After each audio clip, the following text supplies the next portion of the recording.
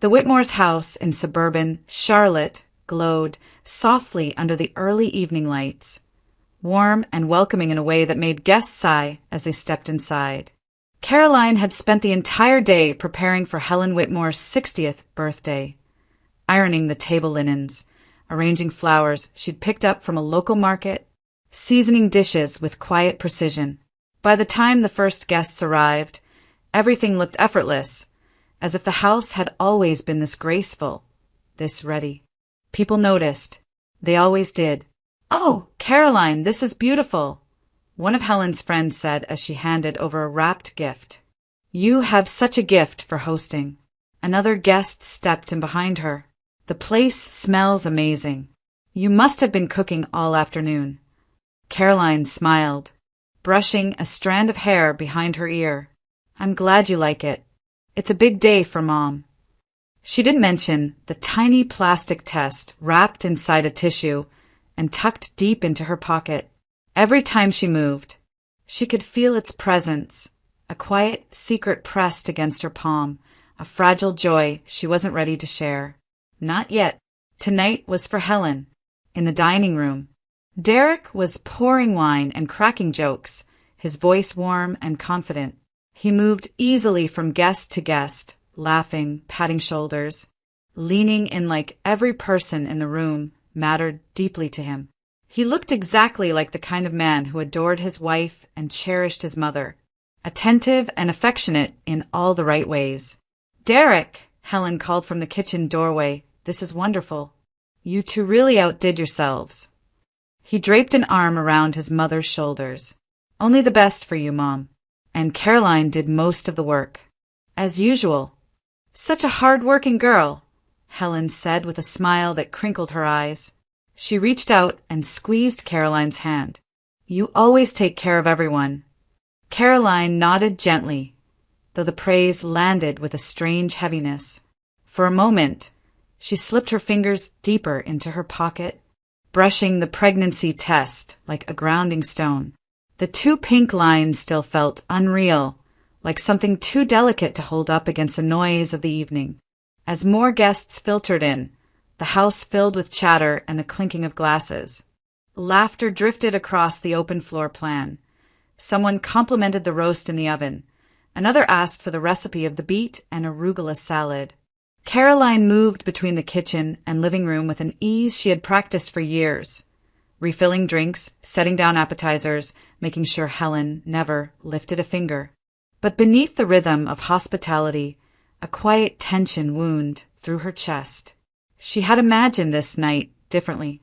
She'd pictured telling Derek privately after the party. After the dishes were washed and the lights dimmed, he would take her hands, pull her close, kiss her forehead the way he used to in their first years of marriage. He would be thrilled. She was sure he would be thrilled. They had been trying for so long, hoping through so many disappointments. Now, as she moved through the gathering, that hope pressed harder behind her ribs. Derek caught her eye from across the room and flashed a grin, so warm that several guests turned to look at him too. "Honey," he said, beckoning her over. "Come join us. We're talking about the trip to Asheville next month." His tone was playful, light, completely in character. Caroline stepped closer, smiling politely, listening as Helen recounted a story from years before. Derek slid an arm around Caroline's waist, pulling her into the conversation as if nothing in the world could shake the foundation of their marriage. The guests cooed at how sweet they looked. Someone whispered, "They're such a perfect couple," and Caroline felt the words settle like a thin layer of ice over warm water, because something in Derek's warmth felt off. Not wrong in a visible way, nothing anyone else would notice. But Caroline felt it, sensed it, the way a person feels a sudden chill in a room without understanding why. She kept her smile steady. She kept her hands busy. She kept her secret safe in her pocket. Tonight was supposed to be joyful, uncomplicated, a celebration of family. And yet, beneath the glow of the birthday candles and the soft hum of conversation, the air trembled with the faintest hint of something she couldn't yet name, something waiting just beyond the edge of the evening. The evening settled into its warm, familiar rhythm. Guests laughing softly, Helen glowing under the attention. Derek breezing through the room with effortless charm. Caroline finished setting out another plate of finger sandwiches when she realized she hadn't seen Derek in several minutes. He'd been right beside her just moments ago, telling a story about a contractor mishap on one of his projects. Then a guest called his name. He excused himself and simply didn't return. Caroline glanced toward the kitchen, then the hallway leading to their bedroom. No sign of him. She tried not to think too much of it. Derek often slipped away during gatherings, sometimes to check his phone, sometimes just to breathe. Hosting overwhelmed him more easily than it did her. Still, something tugged at her. She made her way through the crowd, smiling politely as she passed guests on her way to the back of the house. When she turned the corner toward the study, the hallway was dimmer, quieter, the noise of the party muffled behind her. And then she heard it, the low murmur of Derek's voice behind the closed study door. She slowed, the sound tugging her forward before she could think. Derek's voice wasn't loud, but it carried a sharp intimacy she had never heard in his work calls. I know, he whispered, each word carved with quiet urgency. Just listen to me for a second. Caroline's hand tightened on the edge of a side table. There was a pause. Then Derek's voice dropped even lower. I'm tired of pretending. You know that. I'm tired of acting like everything is perfect. Her breath caught in her throat. Another pause. She heard the faint crackle of the call, then Derek's soft exhale. A laugh, but not one of amusement. One of resignation. She still believes every word, he said quietly. She buys the whole perfect husband routine. Caroline went completely still. The hallway, the soft lamplight, the distant clink of dishes, all of it flattened into a single, sharp moment. Her heart thudded in her chest, slow and heavy, like it was bracing for impact. Derek's voice softened again, tinged with something she couldn't place. Affection. Maybe. Affection not meant for her. Just a little longer, he murmured. I'll figure everything out. Caroline's vision blurred around the edges. She pressed a hand to her stomach without thinking, fingers brushing the outline of the pregnancy test in her pocket, the tiny promise she'd carried all evening like a blessing. Inside the study, Derek laughed quietly, warm, tender, the laugh he hadn't used with her in months. A laugh saved for someone else. Caroline felt the world tilt, her ribs constricting until she wasn't sure if she'd drawn a full breath. Her first instinct was to push the door open, demand answers, drag the truth into the light. But her feet stayed rooted to the floor. The shock was too heavy, too sudden, pinning her in place. Then, footsteps echoed faintly from the living room. One of the guests moving toward the hallway. Caroline jerked back from the door, heart pounding. She turned, smoothing her expression in a single practiced motion, forcing her breathing to steady. She stepped away from the study, just far enough to seem as though she'd been adjusting a lamp or checking on a table setting. A moment later, Derek's voice faded. The murmur of the call stopped. Silence.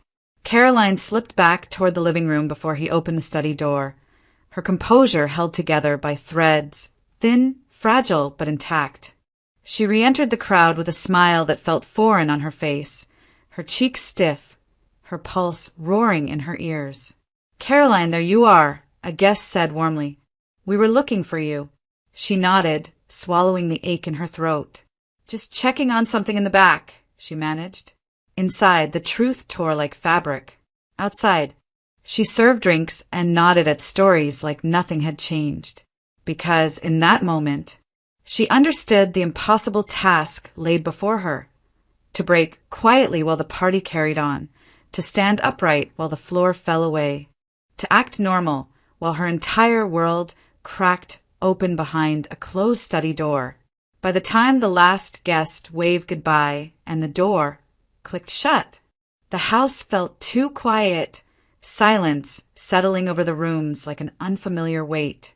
Caroline stood in the foyer for a moment, her hand still on the doorknob, staring at the empty space where laughter had echoed only minutes before. Behind her, Derek stretched his arms and let out an exaggerated sigh. "Great party," he said cheerfully. "Mom had a wonderful time." His voice was light, easy, untouched. Caroline forced a small nod, unable to trust her voice yet. She walked to the kitchen, gathering half-empty glasses and scattered napkins. Derek followed her, humming a tune he'd picked up earlier from one of the guests. "You okay?" he asked casually as he grabbed a plate of leftovers. "You seemed a little tired toward the end." She kept her eyes on the sink. It was a long day. "I'm fine." And Derek accepted that answer without even looking up from his plate. He didn't notice the stiffness in her shoulders. He didn't notice her trembling fingers. He didn't see the way her breath caught every time she heard the echo of his whispered words. "I'm tired of pretending." She still believes every word. Those lines ricocheted through her chest with every step she took around the kitchen. Derek brushed past her to put something in the fridge, his hand briefly touching her back in what used to be a familiar gesture. Now it felt foreign, staged, like she was watching him imitate a husband he no longer wanted to be. He rinsed his hands. "You really pulled off a great night, you know. Mom won't stop talking about how lucky she is to have you as a daughter-in-law." Lucky, lucky. Caroline swallowed hard, forcing herself not to recoil from the word. She wiped her hands on a towel, nodding again because she didn't trust her voice to say anything else without cracking open. Derek kissed her temple, another practice gesture, and headed to the bedroom. "I'm exhausted. Come to bed when you're done." She nodded again. Only when he disappeared down the hall did her face crumble, the mask slipping for a brief, shattering moment.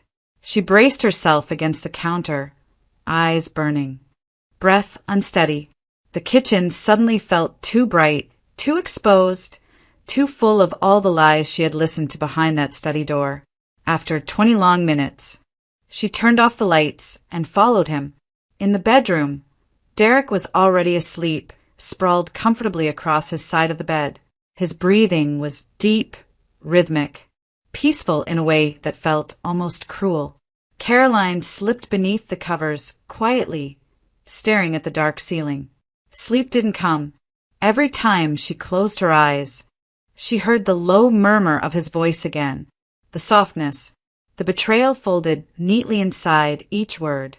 The way he had spoken to another woman with intimacy he no longer showed her. "I'm tired of pretending." She still believes every word. The phrases scratched against her ribs until it hurt to breathe. She shifted onto her side, clutching the pillow as if it could steady her. Derek turned slightly in his sleep, murmuring something she couldn't understand, and the movement made her flinch. How could he sleep so easily? How could he lie beside her like nothing had happened? How could he kiss her forehead earlier while carrying someone else in his heart? The questions circled her mind, relentless, knotted with pain. She stared through the darkness, tracing the faint outline of Derek's silhouette. Every breath he took felt like a reminder of the truth she wasn't allowed to voice yet. Not without proof, not without understanding the full scope of what she'd heard. And so she lay there, unmoving, her eyes wide and burning while the house around her slept. By dawn, she still hadn't closed her eyes. The pillow beneath her cheek was damp. Her body felt weightless and heavy all at once, like it was floating and sinking simultaneously. Derek shifted again, stretching comfortably, sighing the content sigh of a man whose world was intact. Caroline stared at him with a hollow ache. Because her world wasn't intact, it had cracked quietly, invisibly, in the space between two sentences uttered behind a closed door, and now everything she thought she knew was crumbling in the silence of a long, sleepless night. Morning sunlight filtered weakly through the blinds, pale and indifferent, as if unaware that Caroline had not slept a single minute. Derek moved around the bedroom with his usual ease, showering, humming, choosing a tie, while she sat on the edge of the bed, hands clasped tightly in her lap. "Long day ahead," he said lightly, grabbing his travel mug. "I'll be home late. Big project review." He leaned down and kissed her cheek, the gesture so casual it made her flinch. Then he hurried out the door. The silence that followed was so complete it felt like the house itself was holding its breath. Caroline remained seated for several moments, staring at the open doorway. Her pulse throbbed in her ears, her skin prickling with the leftover shock of the night before. She tried to breathe, tried to remind herself to function, to move, to stand, when something buzzed faintly on Derek's nightstand. Caroline's head turned slowly. His phone. He'd forgotten it. Her heart stuttered. Derek never left his phone behind. Not once in all their years of marriage. Even when he forgot his wallet, even when he rushed out the door late. The phone was always in his pocket, like an extension of his hand. Caroline stood up without fully deciding to. She approached the nightstand carefully, as if the device might burn her fingers. There it was. Black screen. Silent now. She reached for it, hesitated, then picked it up. The screen lit at her touch. The passcode screen appeared, and for a moment she stared at it, stunned by how quickly her hands remembered the numbers. Their anniversary. The date he once said was the luckiest day of his life. For 1-9. Her fingers moved almost of their own accord. The phone unlocked. A rush of nausea swept up her throat, her knees almost buckling. She opened his messages first. The top thread wasn't labeled. No name. Just a phone number saved without identity. Intentionally, she realized with a sharp sting. She tapped it. The screen filled with messages. Dozens of them. "Last night was perfect. I'm tired of waiting, Derek. She'll never suspect a thing. Tell her you're working late again. We could have stayed longer if you weren't scared," she'd notice. "I miss you." Caroline's vision blurred. She blinked rapidly, but the words only sharpened, cutting deeper. Another message. "When will you tell her?" "I'm done hiding." And Derek's response. Sent only the night before the party. "Soon. Just trust me." Caroline pressed a trembling hand to her mouth. She scrolled further up. Photos. It felt like her lungs collapsed. There was Derek, smiling in a dimly lit booth at a restaurant she didn't recognize. Across from him sat a woman, blonde hair, bright eyes, a bold red dress. Brittany Cole. Caroline recognized her instantly from a holiday party months ago. A colleague, Derek had said. Barely knows me, he claimed. But the photos said something else entirely. A picture of Brittany leaning into his shoulder. One of Derek's hand resting on her thigh beneath the table. Another where Brittany kissed his cheek. Derek smiling as if the camera belonged solely to them. Caroline's stomach lurched. She barely made it to the bathroom before retching, gripping the sink with white-knuckled desperation. When the nausea finally subsided, she rinsed her mouth and leaned heavily on the counter, staring at her reflection. Her face was pale hollow. Her eyes looked older. Her hope, whatever tiny piece remained, flickered and died. Still shaking, she forced herself back to the phone. She needed to know everything. In Derek's photos, she found restaurant receipts, places he had never once taken her, upscale wine bars, a rooftop bistro in uptown Charlotte. A lakeside inn, he told her, was too expensive for just the two of us. There were movie tickets for a show he'd claimed was mandatory overtime. A weekend hotel, reservation for two, selfies of them laughing in a parking garage, a picture of Brittany wearing Derek's flannel shirt, the one he always wore when traveling for work. Caroline's throat tightened until she could barely breathe. Every lie, every detail he'd brushed off, every warm gesture he'd used to cover the distance between them, it all aligned in a single, devastating line. This wasn't a misunderstanding. It wasn't a moment of weakness. It wasn't an emotional lapse. It was a relationship, a life he was building behind her back, a world where she existed only as an obstacle he hadn't bothered to move yet. Her legs gave way. She sat on the edge of the bed, the phone still open in her lap, tears sliding silently down her cheeks. This was the moment hope truly died, when the last fragile thread between them snapped, quietly and completely, leaving nothing but the truth she could no longer unsee. Dilworth Coffee in South End buzzed with its usual mid-morning rhythm, quiet music playing overhead, baristas calling out drink orders, the smell of fresh espresso threading warmly through the air. Caroline stood in line with her hands wrapped around herself, as if holding her ribs in place. She hadn't eaten breakfast. She hadn't spoken to Derek since he rushed off to work. Her body felt hollow, her mind delicate, as though one wrong word would shatter her completely. Lily Hartman spotted her first. "Caroline!" she called softly, waving from a corner table near the window. Lily had been her closest friend in Charlotte, the kind of steady presence who showed up with soup on sick days and insisted on celebrating even the smallest wins. Today, seeing her rise from the table with concern etched across her face, Caroline nearly broke. They hugged, and Caroline felt her throat tighten with the unexpected relief of human warmth. "You look exhausted," Lily murmured as they sat down. "What's going on?" Caroline didn't know how to begin.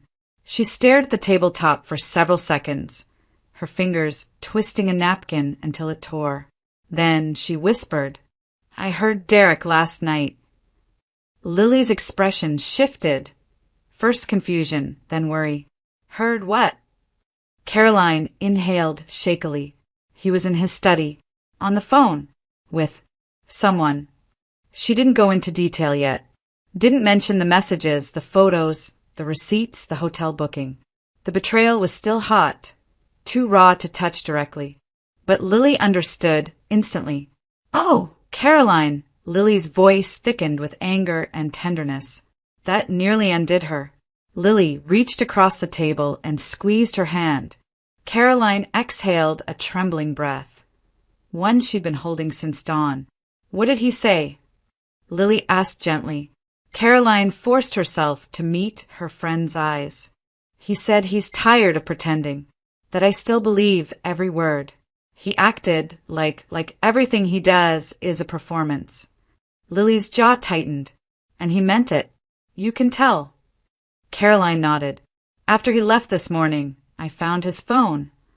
Her voice wavered. "Messages. Photos. With a woman named Brittany Cole." The name meant something to Lily. Caroline saw it in the sudden wideness of her eyes. Lily hesitated before speaking. "There's something I never told you, because I wasn't sure." She swallowed. "A few months ago, I was at South Park Mall picking up a necklace for my sister. I walked past the jewelry store and I saw Derek there." Caroline's breath stopped. "He wasn't alone," Lily continued. "There was a younger woman with him. Blonde. Pretty. She was trying on a bracelet while he watched." Lily lowered her voice. It looked intimate, like a date. A tremor rippled through Caroline's shoulders. The truth, or the full shape of it, was worse than she'd realized. Not just an affair, not just betrayal. He was buying her jewelry, building something, investing. Lily's face softened when she saw the devastation in Caroline's eyes. "I didn't tell you because I didn't want to be wrong. I hoped it wasn't what it looked like." Caroline nodded slowly. "I kept hoping to." They sat there for a long moment, the weight of it all settling between them, like thick smoke. When Caroline finally whispered, "What do I do?" it wasn't rhetorical. It was the quiet plea of someone whose entire life had tilted beneath her feet. Lily didn't answer right away. She leaned in, lowering her voice. "Caroline, whatever you do, don't confront him yet." Caroline blinked. "Why not?" "Because he'll lie. He'll twist it. He'll erase evidence. He might even turn it on you." Lily exhaled. "You need to protect yourself first. Emotionally, legally, financially. Caroline swallowed. What are you saying? I'm saying the first person you call isn't Derek. Lily held her gaze firmly. It's a lawyer. The words landed with a jolt. Not aggressive, not dramatic, but steady and deeply protective. Lily squeezed her hand again, grounding her. You need someone who can tell you exactly what your rights are, what you're entitled to, what steps to avoid so he can't trap you or manipulate the situation. Caroline's pulse fluttered. I don't even know where to start. I do, Lily said softly. There's a family attorney in Myers Park, someone I trust. Discreet, compassionate, and very good. You don't have to decide anything today. Just talk to her. Get the information. Something shifted inside Caroline then. Not hope exactly, but clarity. A quiet, trembling strength beginning to gather in the hollow places. She wasn't ready to fight. She wasn't ready to confront. She wasn't ready to lose everything she thought her marriage was. But she could take a step. One step. Lily smiled gently. You don't have to do this alone. And for the first time since last night, Caroline believed her. The house was silent when Caroline returned. The kind of silence that felt unnatural, too still, too expectant, as if the walls themselves were holding their breath. She stepped inside and closed the door gently behind her, leaning against it for a moment to gather herself. Dilworth Coffee already felt like another world. Lily's voice echoed faintly in her mind. Don't confront him yet. Protect yourself first. Caroline inhaled slowly and pushed herself forward. She didn't intend to search. Not at first. She only wanted to change clothes, maybe lie down for a moment. But as she moved through the foyer, her eyes caught a small detail. Derek's boots by the door flecked with red clay. He hadn't been anywhere near a construction site in weeks. It was small, irrelevant even, but it nudged her in a direction she could no longer avoid. She walked into the bedroom.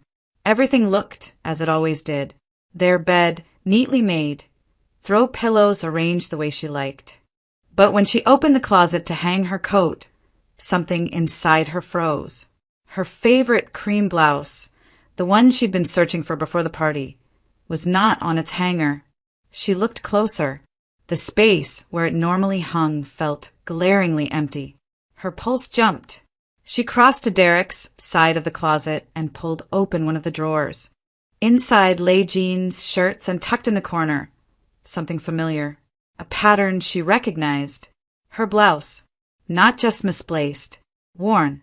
The faint scent of Derek's cologne clung to the fabric. Her hands trembled as she held it closer, and fragments of a photo she'd seen that morning flashed in her mind. Brittany at the lake, wearing a cream blouse that had looked awfully similar. She'd assumed it was coincidence. Now she knew better. Her throat tightened. She placed the blouse on the bed with deliberate care, as if mishandling it might make the truth collapse on top of her. She moved next to the bathroom. Derek's shaving kit sat where it always did. Her skincare bottles lined the sink. But on the shower shelf was a new bottle of shampoo, one she didn't buy, expensive, with a citrus label she'd never seen. She opened it. The scent hit her immediately. Bright, feminine, not something she would ever choose. Another memory flickered. Brittany's hair in the photos, wind-tousled but shining, glossy in a way that matched the description on the bottle. Caroline set it back down, her grip tightening around the edge of the sink until her knuckles paled. Bit by bit, room by room, truth rearranged the world she thought she knew. She entered the kitchen next. The countertops were clean, but when she opened the pantry, she found a luxury box of chocolates, a brand Derek claimed he'd bought for Mom's birthday. He'd said he must have left it in the car, but here it was unopened, tucked behind a cereal box. Caroline held the box, wondering who it had really been for, wondering if Brittany even liked chocolate, wondering if this was a second box, kept here while the first had been given away with a smile Caroline was never meant to see. Then she saw the receipts. They were folded carelessly in the junk drawer, thin slips of paper from restaurants Derek had described as team dinners. Places with warm lighting, live music, rooftop seating. Places she had always mentioned wanting to try but never had the chance to visit. She unfolded one receipt. 2 entrees, 2 desserts, a bottle of wine she couldn't pronounce. 2 people. Not a work meeting. Never a work meeting. The numbness settled thickly into her chest. But beneath it, something else began to stir. Not anger, not yet, but something steadier, heavier, a quiet awareness shaping itself into resolve. She placed the receipts back in the drawer, closed it slowly, and drew in a long breath. Derek had built an entire life in the shadows of their home, an entire narrative she had never been meant to discover, but now she had the pieces, and soon she would decide what to do with them. The office in uptown Charlotte overlooked the city skyline. Sleek glass buildings, steady traffic, the hum of a weekday afternoon.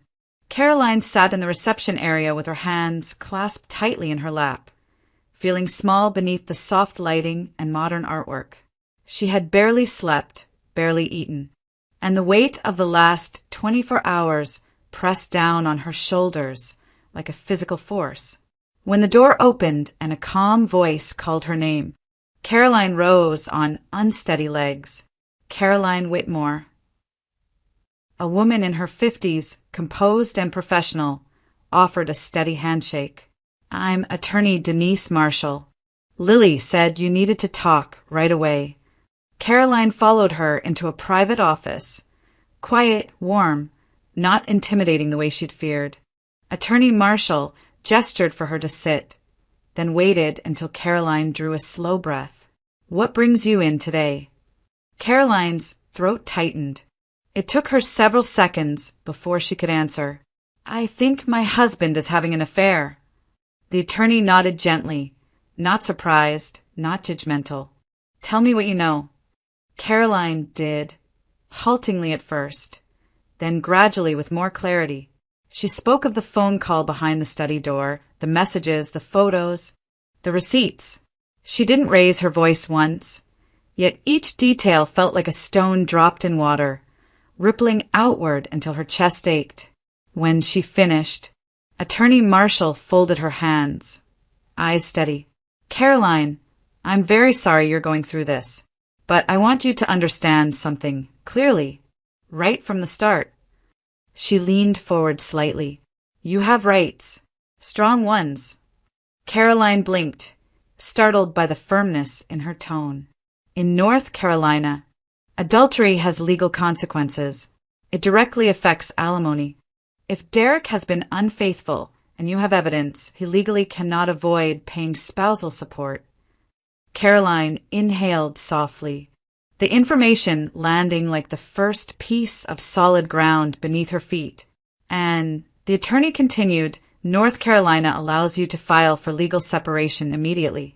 You do not have to wait for his agreement.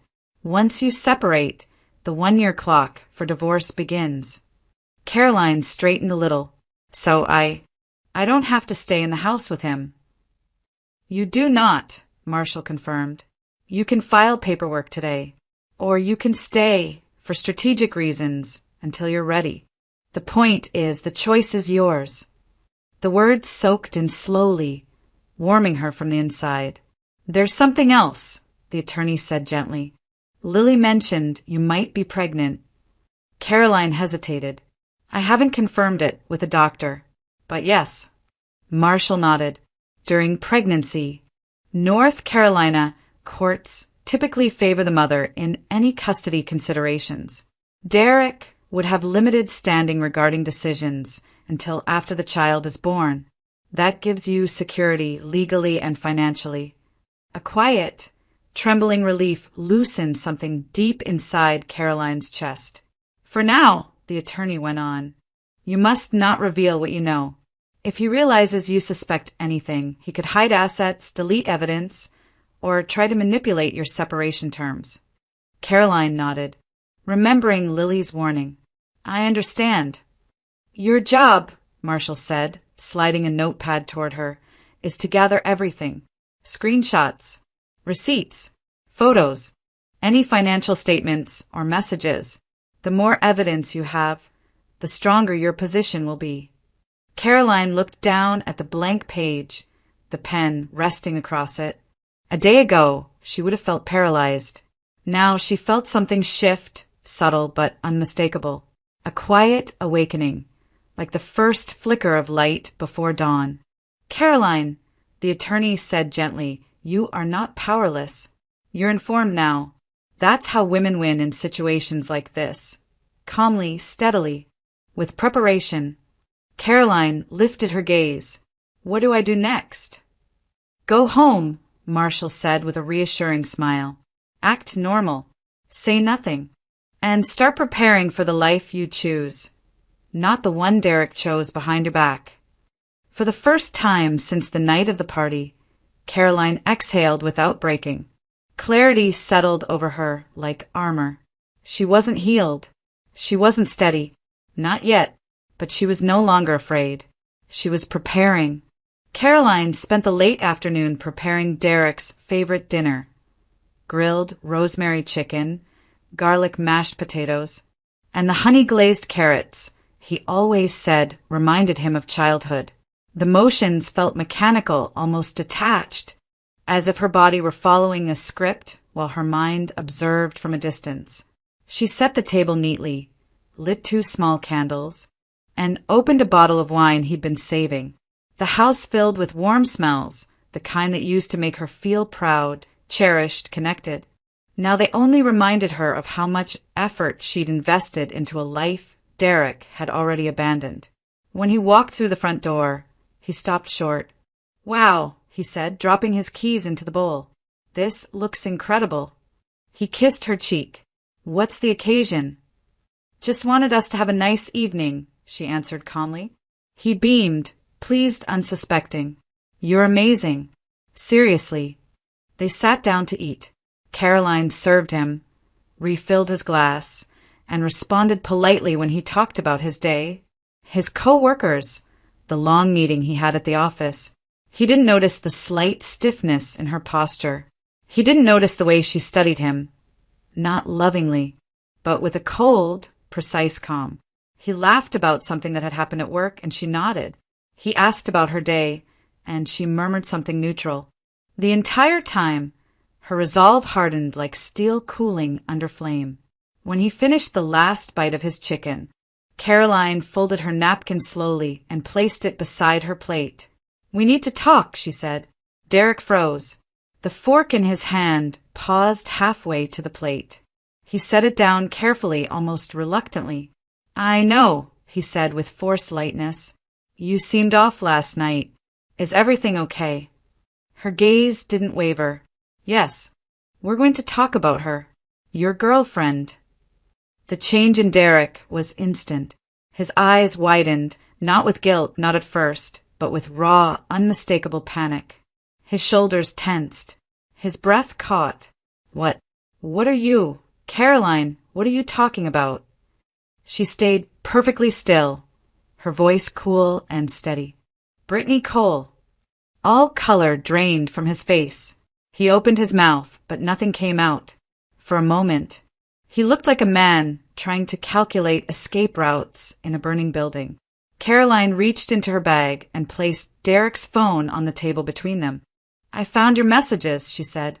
"Your photos, the restaurant receipts, the hotel reservation for 2, the jewelry store visit at South Park." Derek swallowed hard, his jaw tightening. "Okay, just let me explain." "There's nothing to explain," she replied. His denial phase began exactly as predicted. "Caroline, no. You're misunderstanding. It wasn't like that. She's just a coworker. We were planning something for a client." She slid a printed photo toward him, Brittany leaning into his shoulder, his hand on her thigh. He stopped talking. Now came the minimizing phase. "It was stupid," he blurted. "It didn't mean anything. It was just flirting, just attention, okay? I didn't want it to go that far." "It went far enough to buy her jewelry," Caroline said softly. His chest rose sharply. "Okay, that was a mistake. A huge mistake. I was confused. I was stressed. The project at work and the hotel, she asked. The weekend reservation? His eyes darted away. Caroline, please. I got caught up in something stupid, but I swear it's over. I swear I ended it. You told her, Caroline said, her voice level, that you're tired of pretending, that I still believe every word, that you just need a little longer.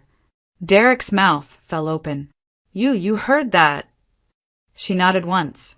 The justification phase crumbled. Now came the begging. Caroline, please, he whispered. He stood abruptly, circling the table to drop to his knees beside her. Please listen to me. I never meant to hurt you. I messed up. I messed up so badly, and I know it. But I love you. You're my wife. You're my family. We can fix this. Please don't throw everything away because of one mistake. She turned her head slightly, just enough to look him in the eyes. One mistake, she repeated. This wasn't one mistake. This was months. You built a life behind my back. He shook his head wildly, tears welling. I was lost. I was stupid. She was just a distraction, that's all. A stupid, meaningless distraction. And yet, Caroline said quietly, you told her you wanted a future with her. He closed his eyes, as if the truth itself physically stung. Finally, the last phase, blame. If you hadn't been so distant lately, he whispered, voice cracking. Maybe I wouldn't have. Caroline stood. The chair scraped softly against the hardwood floor. Derek stared up at her, broken, desperate, still trying to reach for the version of her who used to believe him. But that version was gone. Caroline looked down at him with a cold, tragic certainty. The only person responsible for your choices, she said, is you. And for the first time since his lies began, Derek understood that nothing he said could undo what she now knew and what she now intended to do. Morning light washed over the kitchen in pale gold, soft and indifferent, as if unaware of the wreckage that had unfolded the night before. Caroline sat at the table with a mug of untouched tea, her fingers curled loosely around the handle. She hadn't slept.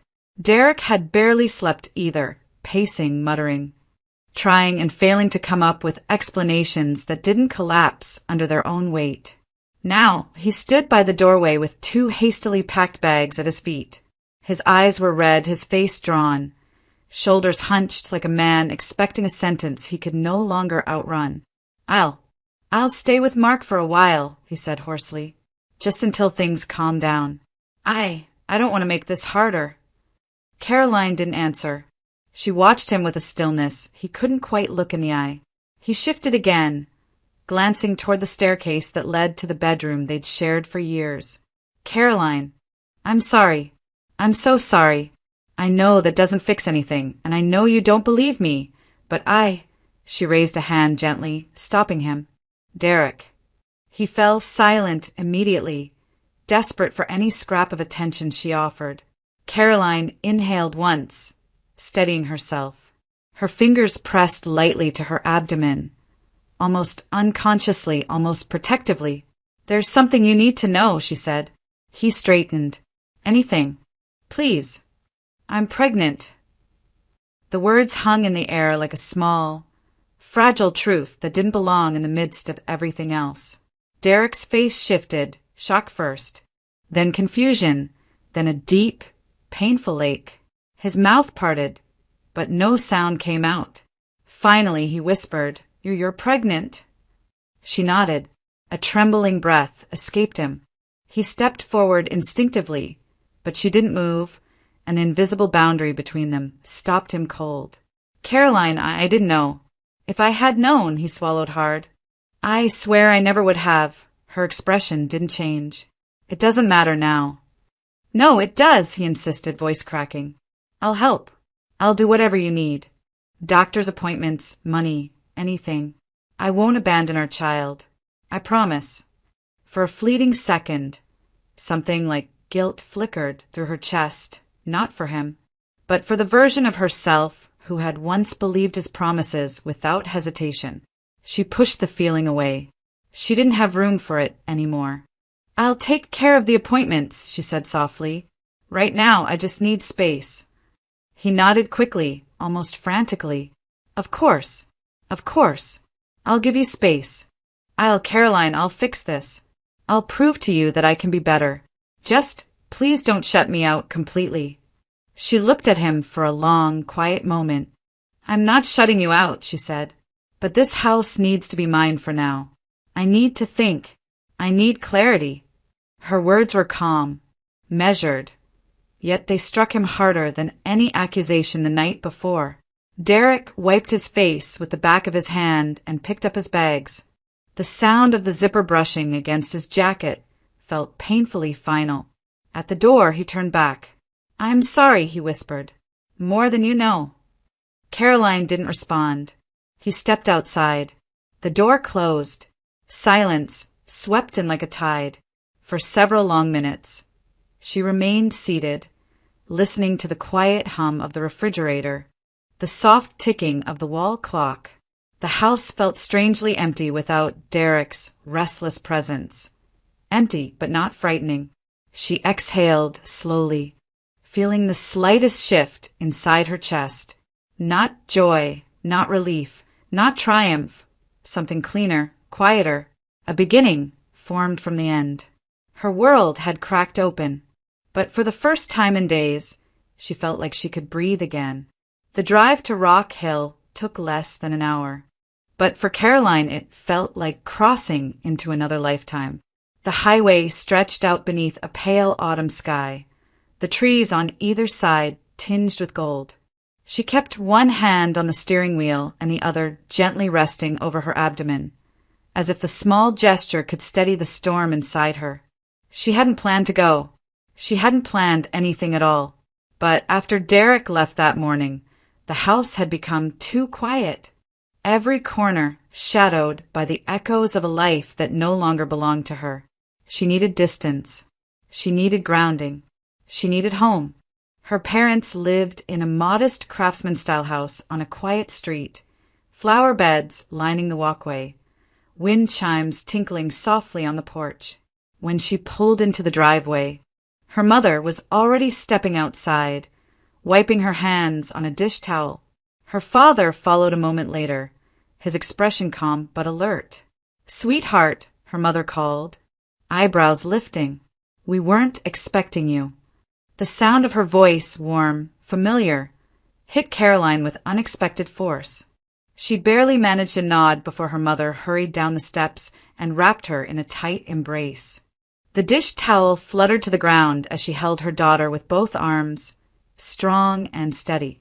"My God, Caroline," she whispered, pulling back slightly to study her face. "What's wrong?" Caroline swallowed hard. "Can we go inside?" "Of course," her father said quietly. They guided her into the living room where the scent of freshly baked cornbread lingered. Her mother sat beside her on the couch, her father settling in the armchair across from them. No one rushed her. No one pressed. They simply waited, offering her the silent permission to fall apart if she needed to. It took her nearly a full minute to find her voice, and when she did, the words came out fragile, trembling but honest. "Mom, Dad, Derek's been cheating on me." Her mother's breath hitched sharply. Her father closed his eyes, the muscles in his jaw tightening. Caroline kept going because stopping felt impossible. She told them everything, the phone call behind the study door, the photos, the messages, the receipts, the arguments over dinner. Each detail was a wound reopening, yet speaking them aloud felt strangely necessary, like cleansing the air she'd been choking on. Her mother covered her mouth with one hand, tears welling instantly. "Oh, sweetheart," her father leaned forward, his voice steady but weighted. "How long?" "Months," Caroline whispered. "Maybe longer." Silence settled over the room, heavy but safe. Her mother reached for her hand, squeezing it with a fierce tenderness. "You didn't deserve this," she murmured. "Not 1 second of it." Caroline's breath trembled. "There's more." Her parents waited. She pressed a hand to her stomach. "I'm pregnant." Her mother's tears spilled over. Her father inhaled sharply, his eyes softening with a heartbreak so deep it made Caroline look away. "Oh, darling," her mother whispered, pulling her close until Caroline's head rested on her shoulder the way it had when she was a child. "I'm so sorry you're going through this." Her father stood, crossed the room, and knelt beside them. "You are not alone," he said firmly. "You and that baby, whatever happens, you will have us. Always."